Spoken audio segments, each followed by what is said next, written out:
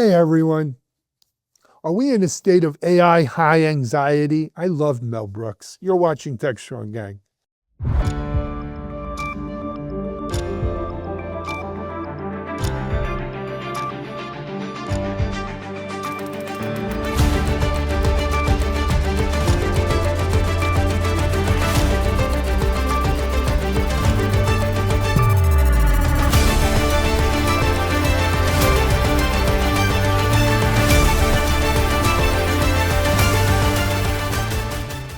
Hi everyone. Happy Monday. Hope you had a great weekend.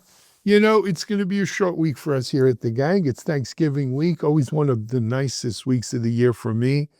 This year, a little sweeter. Both of my sons will be home. It'll be good to have a house with the boys home again. A little buffer between me and me aggravating my wife. So it's always good to have them home. We have a great gang here for this Monday for you. Let me introduce you to them. We have Jack Poller, Ira Winkler, Jeff Reich, and joining us after his cameo at KubeCon, Chris Short. Chris, great to have you join the gang officially here from the studio. Gentlemen, it's great to see you all. Mike, as usual, we got a lot of AI noise and news, and I don't know if it's news or noise or both. But why don't you kick us off? Well, let's jump into this because everybody's closely watching what's happening with AI agents. And AWS, with a little help from IDC, published a report saying that, well, organizations have deployed on average 10 of these things. Now, they're generally not customer facing. They're a little bit more on the operational side, but we're all watching this closely because, well, if you look at the NVIDIA numbers, as great as they are, basically it's 4 companies buying up all the GPUs in anticipation of the fact that, well, we're all going to use AI agents, we hope, because, well, the first round, co-pilots was interesting, but it's kind of difficult. The issue now is, are we going to use AI agents and how quickly are we going to adopt them and to what extent? Because the survey kind of suggests that people will not fully roll these things out, at least half of folks anyway, till 2027. Some folks are being a little more aggressive than that, but there's a lot riding on this, Alan. It seems like the whole IT industry is making a big bet on this one thing happening. So is it going to happen? And what's your take? You know, I did a Shimmy Says on this last Friday, Mike. I call it AI Jenga. You pull one block out of this tower and the whole thing comes crashing down. And I think that block is OpenAI. But you can go watch my Shimmy Says or read my article on TechStrong AI about why I say that. But as to this survey, I'm going to call BS. Right? I think the fallacy or the soft white underbelly to this survey and to this report is how do we categorize an agent? To me, an agent is something that goes off and does things autonomously. There's a difference. I don't consider Copilot necessarily an agent at this point. I think it's more of a chatbot. Right, it's more generative than agentic. Yeah, Alan, let me say, because when I read this study, there's a very different, my bias that when AI is everything, AI is nothing. And an AI agent is one of those, by definition, is an entity pretending to be a person providing customer support of one thing or another. Like if I try to get online and talk to Delta Airlines to say I want to change my flight to Tulsa, and they're like, "Oh, we would love to help you change your flight to Tucson." That's the typical AI agent by definition. Then there is agentic AI. Agentic AI implies that a software tool, because at the end of the day, it's just software with certain algorithms and functions, that an agentic AI is making a decision and taking action on its decision autonomously. And that is, that could be, for example, switching a railroad switch as an example. Now, the problem is I read the study and I was like, are they using it for help? And you mentioned, for example, Copilot. If I type in a question and it's answering, is that an AI agent? But the problem is I think we don't have a clear definition, which is number one. And then there's the other aspect. If they are talking about agentic AI, which is completely possible, I think the people surveys suck. And I think the people in the survey had no clear definition of what they were answering as well, in my opinion. And some people might have thought AI agent talking to replacing a person helping, or there could have been some software tool making a decision, which frankly are many software tools, AI or not. But what are the guardrails? And I didn't see discussions on that. And it's two different conversations either way. So I'll leave it there for other people to discuss. But that was my concern with the study. I'm going to support with a research study that we at IDSA did in the middle of the year. And it wasn't about AI specific, but we had AI questions in there. And 2 points I want to bring out that I don't think have changed since July, which is when we did this. First of all, 11% and this is across the board, CEOs, CISOs, security engineers answering the survey. 11% say we have complete, fully documented and communicated controls around use of AI in our organization, whether it's agentic or not. 4% somehow believe they're saying they don't allow AI in their organization. I don't believe them. 56% we have some controls in place, but not enough. And we can't really control what's going on. I think that's the underbelly we're talking about that's here. Even though organizations may be using AI, whether agentic or not, they're simply using it. It's like they're getting in a car, not knowing how to drive, not knowing what the roads are going to be or how to make it stop. Well, Jeff, let me expand quickly, but you raised a point though. They say they're not using it. They are using it. And if they don't know they're using it, they should be fired because AI, and I use this, is embedded in every technology out there. If you get in your car, there is an algorithm that is creating a route for you to go somewhere. That is theoretically an AI agent of some form or AI. But I mean, it's embedded in anti-malware. It's embedded in autocorrect. It's embedded in Siri. People can't say they're not using it. And if they say they're not using it, they should be fired. The world according to Ira. So, Chris, let me come back to you here for a second. Regardless of, how they define AI agents and whatever it may be, the concept is that they are not going to fully roll this out till 2027, and it's going to take a little while. Is that going to be enough to sustain the investments that we're seeing in AI today? Or is this going to play out at a much longer curve than people are anticipating? Well, that's very interesting questions. I think yes and no, right? Like the clouds currently have a backlog of customers asking for these, chips that are getting made but for NVIDIA, but by TSMC, and there's only so much capacity. So there's a backlog right now, and if folks are waiting a month to 16 months for their AI projects to come online, well, I think they're going to miss the boat on some things, right? The technology is evolving way faster than the traditional enterprise release cycle. So you're either going to be, on an old version of something for longer, or you're going to have to learn to adopt and embrace, rapid release, rapid testing, all of these other things that are, key to innovating and making the most of your AI tools. So the idea that these big projects are going to happen and they're not going to be rolled out to folks for a year is concerning from a supply chain side, because if there's Timing going is to be a everything. dip in the market, Mhm. then yeah, it would make sense that the dip is now when chips are short.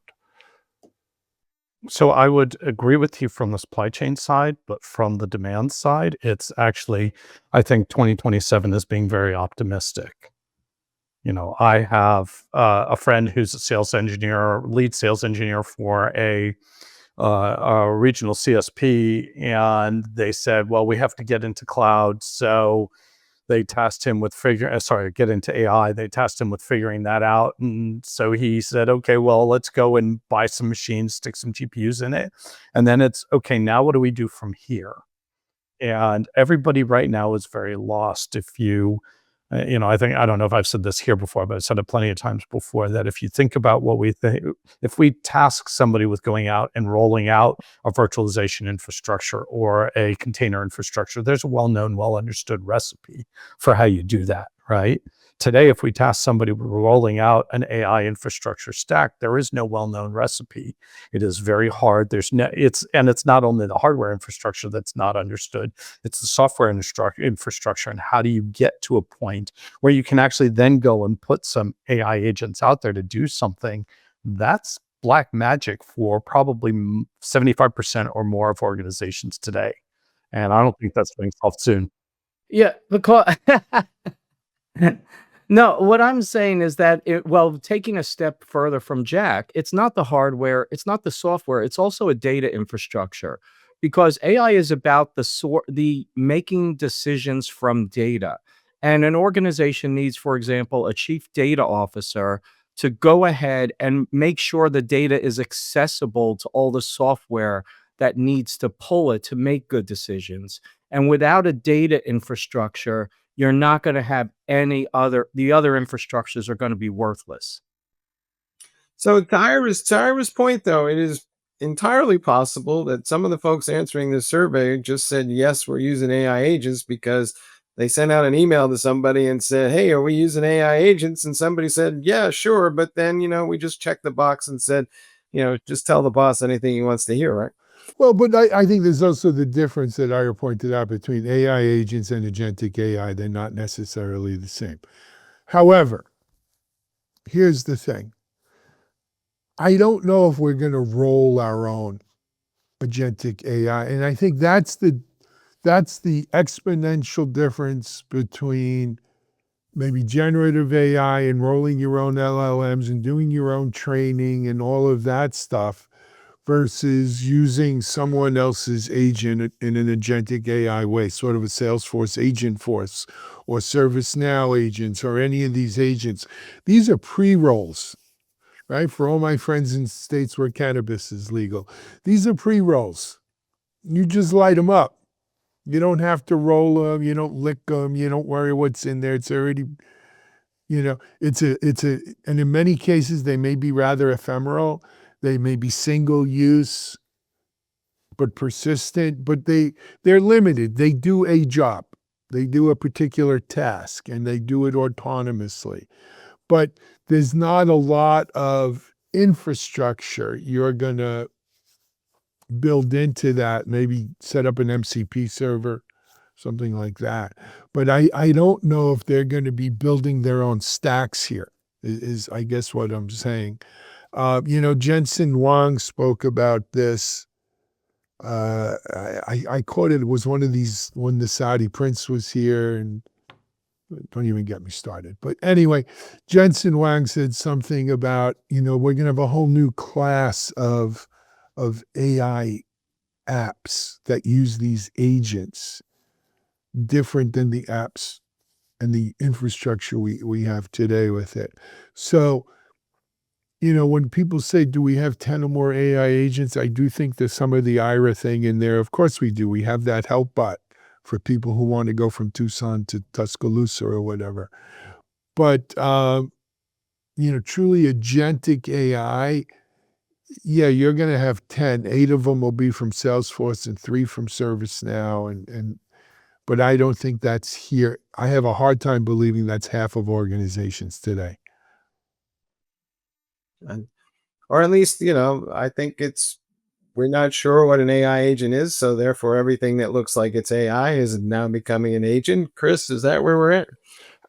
Maybe. I think there is some over-rotation on, people calling things AI agents, and they're not in the traditional sense, or the sense we're talking about at the very least, AI agents. So that thing on your website that helps you, the search tool, like everything could be considered an agent when you think about it in some degree. However, whether it's actually using the large language models underneath the hood, that's a different story.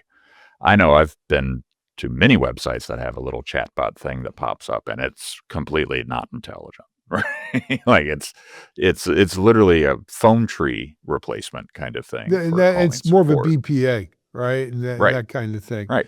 And as Ira said before, right? Never confuse AI with intelligent. Anyway, hey, we're overtime on this particular segment. We got to take a break here on the gang on this Monday. We're going to come back and we're going to talk about AI high insecurity, or not anxiety. You're watching Textron Gang. You've earned it. The spotlight, the responsibility, the weight of teams, companies, and entire industries fall on your shoulders. Lives depend on your decisions, your home life included. At work, you're protected, physically and digitally. Nothing gets through your team without a fight. But in a globally connected world, everyone sees you, including those who mean to cause you and your organization harm. And now home, your sanctuary. Attackers see an opportunity. Your digital front door is wide open. And what compromises your home can breach your boardroom. Because the devil's greatest trick isn't targeting your workplace firewall. It's convincing you that your personal life isn't at risk. Black Cloak. Digital executive protection, defending the new attack surface. Your personal life.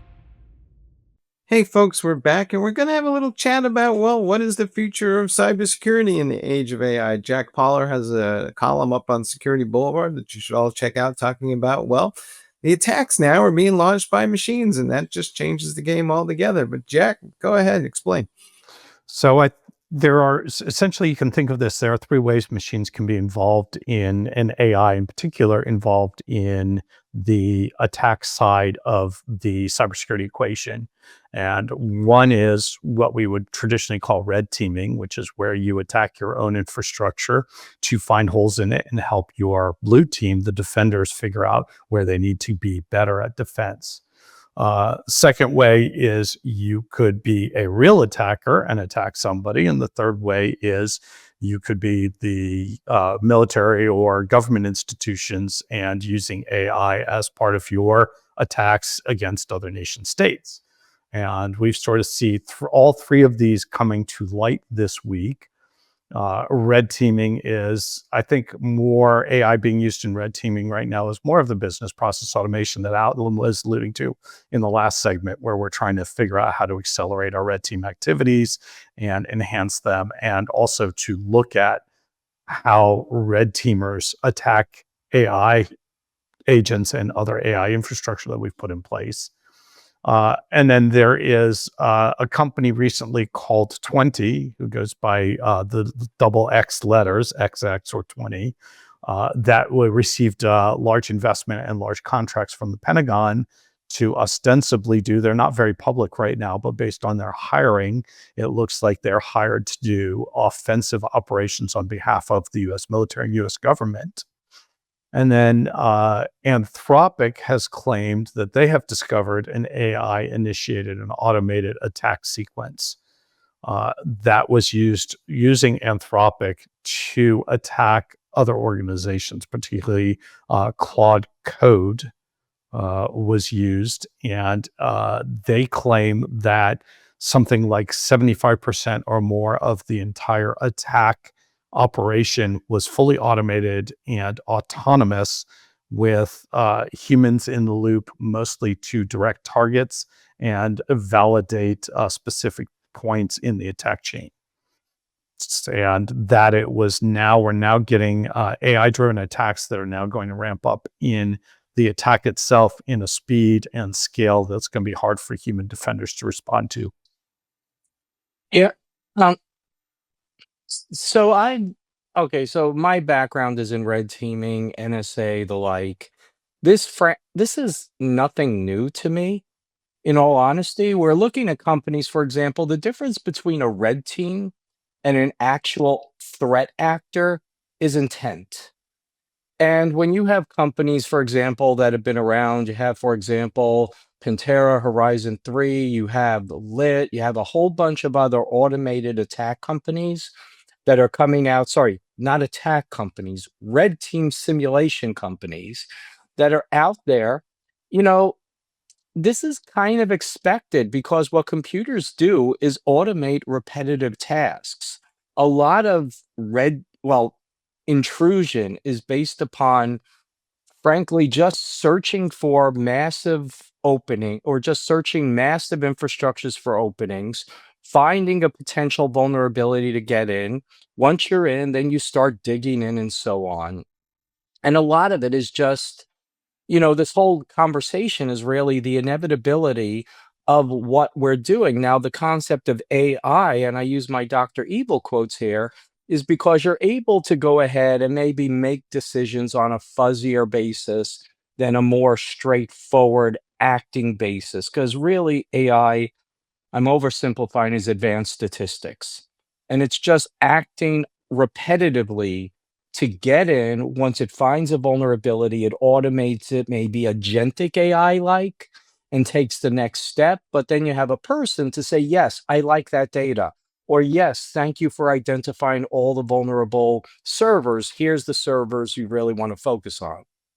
So the downside is, and I'll just say this, China has been the most egregious. And what I mean by that is they don't care. The other threat actors actually don't want to be detected, because the problem with this massive use of AI is that you're more likely to be detected, you're more likely to be stopped. And I'll just leave it here and let other people talk. But at the same time, there's also the ability now with continuous threat exposure management and tools like that to automate and start detecting these things.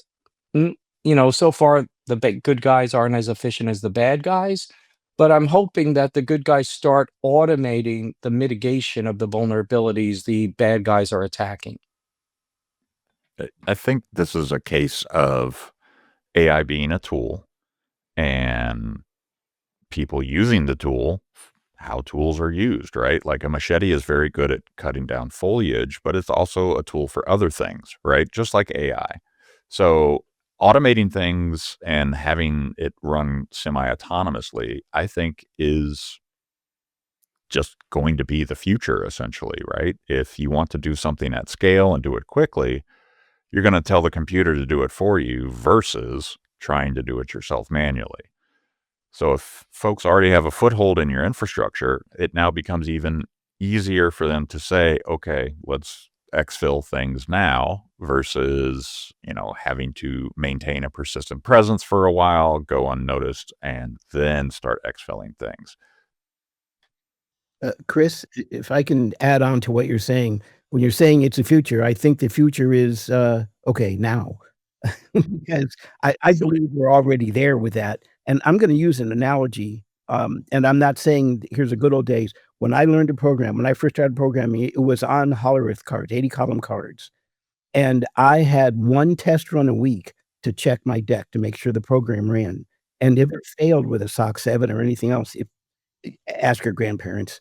If it failed with that, then you had to wait another week to get another test. So you did what's called desk checking, and you look through those cards. I don't know how many times I would look through every deck, at least 50 times. Now a developer writes a program and they can just run it in the system because it's close to free. And if there's an error, it tells you. But if it runs successfully, they say, well, then it's good. But it doesn't include regression testing, and it doesn't include all the unintended consequences. And I think that's what you're referring to. That's the downside of this. And back to Ira's comment as well, the downside to this is it's great, it's faster, it's automated, we can do things better, but it is simply a tool. And it also means that if we do things poorly, we're going to do them poorly much faster. So, Ira, what is the role of the human in the cybersecurity teams if this is a machine versus machine battle at this point? And, are we just going to sit back and watch it happen? Well, the thing is, you got to start looking at what are we doing at a high level. At a high level, these things do what you tell it to do, and somebody's got to tell it what to do. It's got to tell it what the targets are. It's got to tell it what type of data, even if it can sort through data quickly. It's almost like reverse data leak prevention. We have to start figuring out, okay, what are we looking for? There's also task management and intelligence operations. Somebody is doing the collection management, doing the tasking of the people, and so on. We also need people to write the tools to begin with and write the AIs, because a lot of people are like, oh my God, it's AI. It thinks for itself. It doesn't think for itself. It implements algorithms that a person tells it to implement. And these algorithms are designed by people. And you have to see what are the good strategies. And at the same time, in this whole attack chain, there's also the defender aspects. When you have attacks at scale, those are easier, much easier to detect. And it means that people have to step in and be there to step in to stop it. Because, again, this was detected all of a sudden. I'm sure somebody at OpenAI looked at the stuff and said, wow, look at this usage. Usage is really up.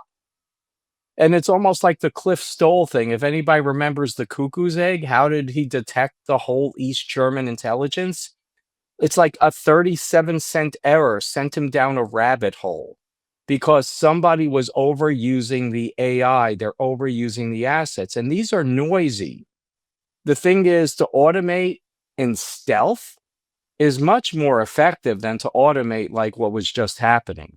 I was going to say one interesting fact that came out of the Anthropic attack was that Anthropic's AI actually hallucinated data for the attackers, and it hallucinated identities that it claimed existed and that it had compromised, that it had found compromises for, when in fact it didn't. They were false identities that it hallucinated. So it actually sent the attackers down a path that was not successsul. Is that part of the defense now? Well, no, what that responsibility was- do these companies have now, right? Like, Yeah. That But would here's the thing, guys. Let's ground this in reality. What are we really talking about? Why should people out here care? They should care because, like it or not, the bad guys and however you want to define a bad guy, whether they're a red team member or a real bad guy, working for the Chinese or whoever, the bad guys are using AI. They're using agentic AI. They're getting better at it. They're learning how to use this tool to be more effective. The tool itself is progressing to be more autonomous and do these things. And it is going to be stealthy and at scale.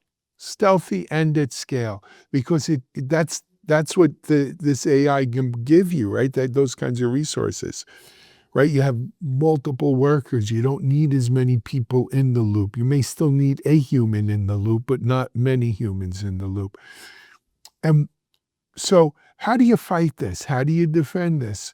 Well, the only way to fight this AI onslaught and defend against this AI tsunami is you got to use AI itself. You got to use AI to fight AI. You got to use AI to defend against AI. You're not going to be able to match human to AI because the AIs will quickly outstrip you. There's too many of it. There's too many GPUs out there. There's too much. We need automated AI defenses against automated AI attacks. And I'm not trying to create some new missile gap here or Cold War kind of thing, but that's why it's important. We need to realize it and move forward. Well, you mentioned missile gap, and that kind of sparked something in my head as far as the current economic situation that we're facing, the economic contest that we're facing with AI between the West and China, essentially. I say the West in like the 1980s term. But the thing we're going to see is that folks are going to use these tools. They're going to advance with these tools, and they're going to start competing at a higher level, right? Yes, this one instance we're referring to, the AI hallucinated, and that could easily be why they were discovered. But someone's doing that right now with AI, and they're not being discovered. And that's a big problem. Well, cybersecurity is not about perfection to begin with. Cybersecurity at the overall is about risk reduction at the end of the day, and that's how it needs to be phrased. Because the fact of the matter is, and everybody's going to say, well, I don't have the AI to fight against it. Going back to like my comments on like the first block, again, you're going to have tools that are going to be able to detect this. The problem is a lot of people don't want to use tools that are available. These people are not, these attacks are not unstoppable attacks. They're voluminous, looking for the one hole among many potential holes. And what's happening is this is a case where, I don't have to outrun the bear. I just have to outrun people with me. And in most cases, the AI, unless it's a highly targeted attack, which some are from nation states, I give you that. But for the most part, they're going to go after the organizations that are not enabling the technologies that are available from whatever cloud providers, whatever SaaS providers they're using, much like the Snowflake attack. If anybody remembers that, where Snowflake was hacked, it's like, no, Snowflake users who did not turn on MFA were hacked.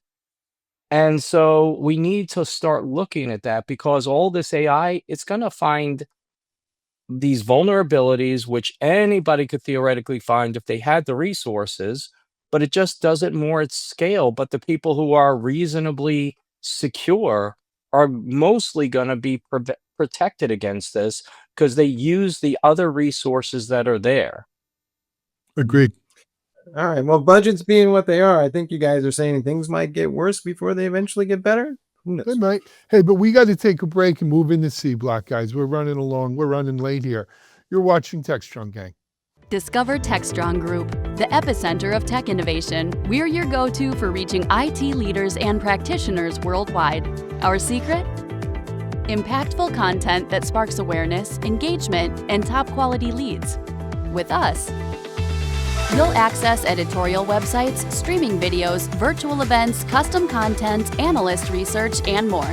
Join our satisfied clients. Let's revolutionize your tech journey. Contact us today and tell your story to the world in the most powerful way with TechStrong Group. Hey, folks, we're back. And while the EU, arguably the only authority in the world that's now investigating anything, is taking a look at Amazon Web Services and Microsoft to see if they are dominating the cloud marketplace. And it's kind of interesting, because one of the things that has come up over the years is that, surprisingly, the main services that most people use on these cloud services, the prices don't seem to change all that much. And when they do, they seem to all perfectly align, where every cloud service provider has the same price for every service. So, Chris, what's your take on what's going on here? Well, we've got quite a few things happening here in terms of like the EU apparatus of government. One is the Digital Markets Act, which has a provision in it that considers, critical bottlenecks as, quote, gatekeepers, which need more regulatory requirements. Antitrust folks are also involved. So there's a bunch of things happening here, but it's particularly interesting in terms of the past couple of months. We've seen AWS, Azure, Cloudflare, a bunch of other folks just go offline, or, in AWS's case, cut off half the internet, it felt like. Cloudflare's case, same. So all of this has happened very quickly, and the EU is very worried about its dependence on foreign services.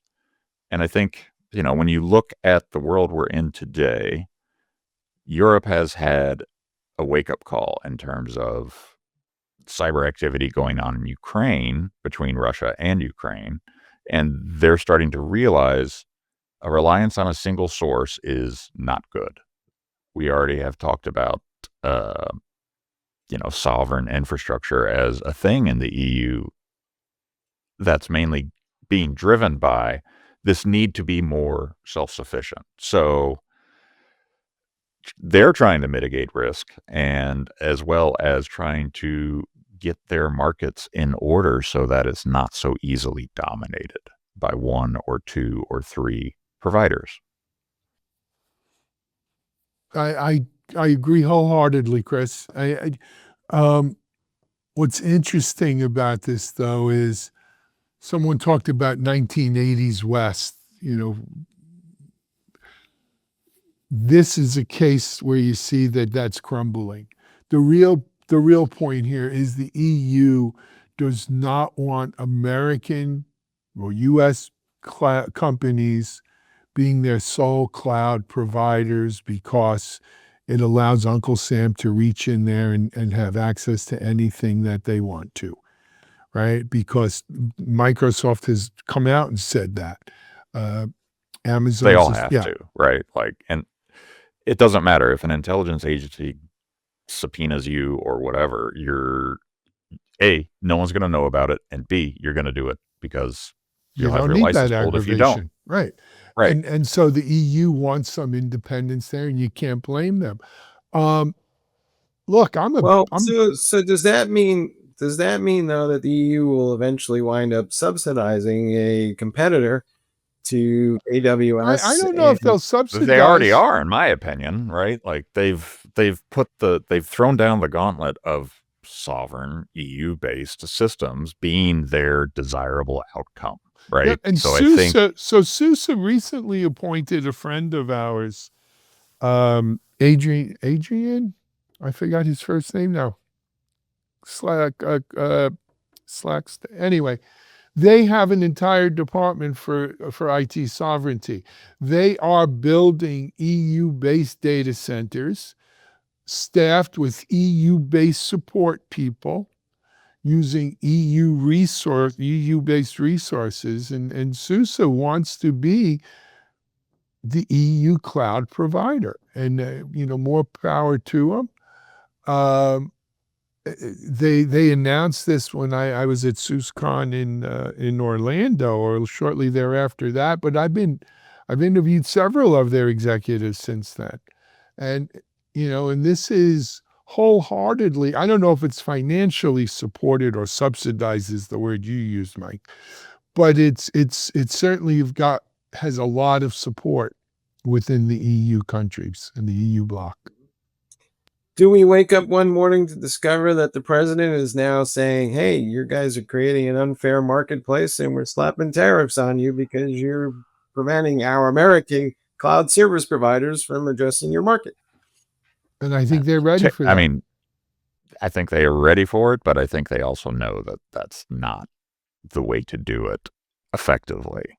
It's just a pain point that they're inflicting. And it is a scale difference, but how different is this from the U.S. perspective of saying TikTok shouldn't be here? And how easy has it been for us to extricate ourselves from that?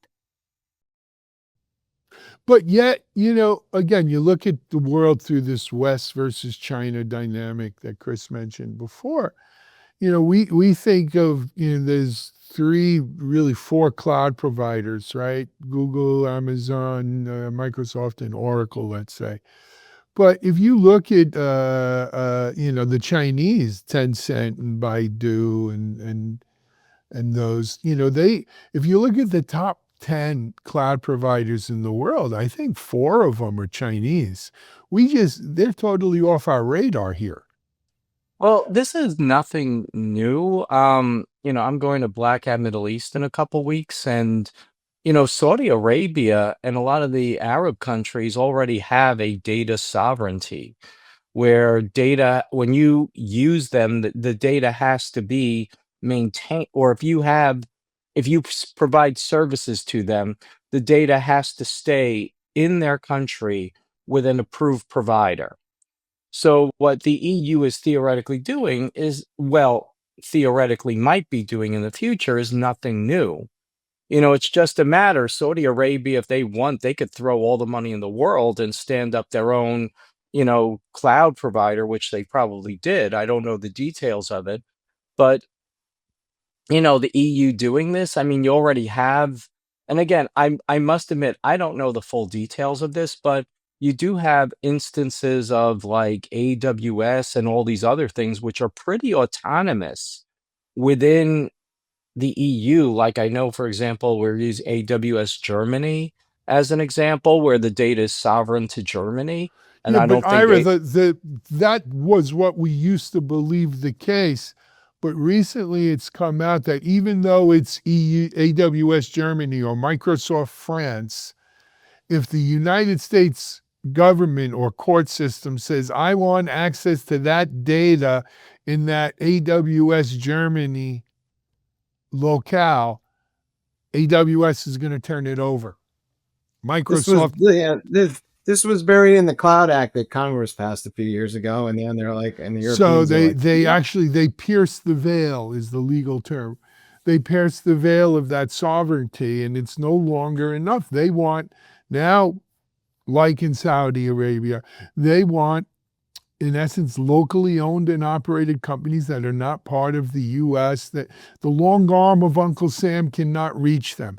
What I find really interesting is they're more worried about the long arm of Uncle Sam than they are about the dragon, right? They used to fear the dragon. what are the odds that Microsoft and AWS just go visit their local congressman and get them to amend that act so that this Slim little to none. nuance is not? Slim Right to now, none. no. Yeah, no. I The think- national security apparatus won't let that happen. Well, more importantly, from a Microsoft or an Amazon or a Google perspective, and Google is also involved in this, and Microsoft and Amazon were also named as key, I can't remember the exact term, but they were key dependencies for the EU Act DORA, which is about protecting the financial infrastructure in the EU. And I think from those companies' perspectives, this is simply the cost of doing business, and it just raises the cost of doing business a little bit in the EU, and they will probably raise the prices in the EU commensurably. But it's literally the cost of doing business. Just move on from it. And, you know, the data sovereignty, the concept of data sovereignty from the US federal government, and the same as the concept from the EU governments, which is they all have laws in place that they can go in and grab that data whenever they want. And in fact, the British and the EU are well on their way towards outlawing end-to-end encryption for that very specific reason. So that's a sort of a non-issue from the cloud service provider's perspective. From a customer perspective, it's a big issue, but it's one that they won't be able to solve. And there's two competing efforts in this article as well. You know, there's talking about sovereignty and having everything contained within the jurisdiction of whoever it is you're talking about. And then there's single points of failure. And one feeds the other, actually. If you say, I want everything happening in my country, now you're taking out the diversity of your, yeah. So we have to balance both of those too. And I think there's a train wreck down the road here. The question is, which train is going faster? Yeah. I mean, and also look, you know, one of the great things about the internet was its global scale. You get on the internet, I'm talking to people in Bangladesh or Bangalore as easy as I'm talking to people next door. And it's just one big network, and we don't have, you know, firewalls in that way, and we don't have borders per se. It's the internet. But now, you know, and maybe that was naive. Maybe that was the initial commercial internet period of about 25, 30 years. And now we need to realize, just as China's done for years and Russia has done, is that there are borders on the internet. And there is, you know, kind of border control. And that's just the way it's going to be, because we can't have nice things. Alan, you remind me of something. I'm trying to think. It was probably around 15 years ago or close to it. I was a member of the East-West Institute, and different governments come send representatives and talk about how can we start controlling effectively security of data on the internet. And the Chinese government had representatives there. And we're all talking about, here's all the different things we could do. And the Chinese representative stood up when it was their turn and said, I don't know why you're all concerned with this. We have this fixed. And they were right. Yeah. In retrospect. So Alan, what you're really saying is that we're going to see Checkpoint Charlie on the internet? What do you think? Yeah. I mean, we'll have an East and a West, you know. We're already seeing that with China and Russia today, right? There are services that are really only designed for, you know, predominantly Russian or Chinese speaking folks out there. And they've created kind of their own bubble of information out of all of the internet, which is good and bad, right? Like the internet was this great unifier in the 90s and 2000s, and now we are seeing divergence from that unity, which is natural progression of things, I assume, in our current environment. Well, also, I mean, Checkpoint Charlie really is today the great firewall of China. I mean, that literally is the Checkpoint Charlie, and I'll leave it at that. Yep. Guys, we're overtime. I got to pull the plug. What a great discussion, though, with some really smart people. Chris, Jeff, Jack, Ira, Mike, thank you for joining. Thank you for watching our Monday edition of TechStrong Gang. As usual, you have TechStrong TV right after this if you're watching the stream. If you're watching this on our OTT channel or YouTube or whatever on demand, thank you for doing so. But we'll be back with more Gang tomorrow, fresh Gang members, fresh topics. Until then, this is Alan Shimel. Have a great day, everyone.